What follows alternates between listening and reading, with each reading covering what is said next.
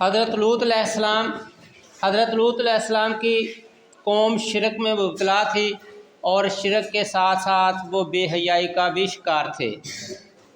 اللہ تعالیٰ نے ان کی اصلاح کے لیے حضرت لوط علیہ السلام کو نبی بنا کر بھیجا۔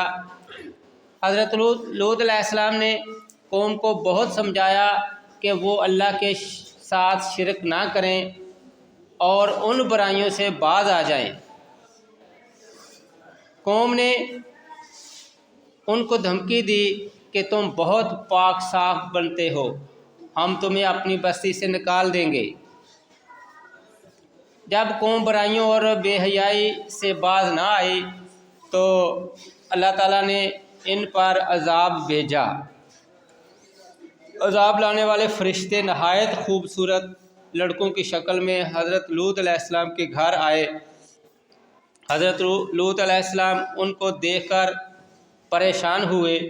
انہیں خدشہ تھا کہ یہ برے لوگ میرے ان اجنبی مہمانوں کو اپنی برائی کا نشانہ نہ بنا لے اور مجھے میرے مہمانوں کے سامنے رسوائی نہ اٹھانی پڑے۔ جلد ہی ان کی قوم کو بھی ان مہمانوں کی آمد کی اطلاع ہو گئی اور وہ سب کے سب حضرت لوط علیہ السلام کے گھر پہنچ گئے۔ حضرت لوط علیہ السلام نے اپنی قوم کو سمجھایا کہ میرا لحاظ کرو اور میرے مہمانوں کو نقصان نہ پہنچاؤ۔ کیا تم میں کوئی ایک شخص بھی سمجھدار نہیں ہے؟ مہمانوں نے حضرت لوط علیہ السلام کو تسلی دی کہ آپ فکر نہ کریں، ہم انسان نہیں بلکہ اللہ تعالیٰ کی طرف سے بھیجے ہوئے فرشتے ہیں۔ اللہ تعالیٰ نے ہمیں ان نافرمانوں پر عذاب نازل کرنے کے لیے بھیجا ہے۔ یہ نافرمان لوگ ہمیں کوئی نقصان نہیں پہنچا سکتے۔ فرشتوں نے حضرت لوط علیہ السلام سے کہا کہ آپ علیہ السلام اور آپ علیہ السلام کی صاحبزادیاں رات میں اس بستی سے نکل جائیں اور آپ میں سے کوئی پیچھے مڑ کر نہ دیکھے، کیونکہ صبح ہوتے ہی ان پر اللہ تعالیٰ کا عذاب بھیج دیا جائے گا۔ جب صبح ہوئی تو حضرت لوط علیہ السلام کی قوم پر اللہ تعالیٰ کا عذاب آ گیا۔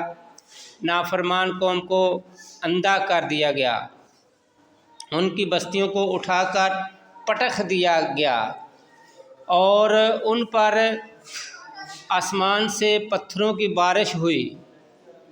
اللہ تعالیٰ نے اس بے حیا قوم کو سخت عذاب سے دوچار کیا۔ اس قوم کی اجڑی ہوئی بستیوں کے کھنڈرات بحر مردار کے قریب آج بھی عبرت کا درس دے رہے ہیں۔ انسان کو شرم و حیا اور پاک دامنی والی زندگی بسر کرنی چاہیے۔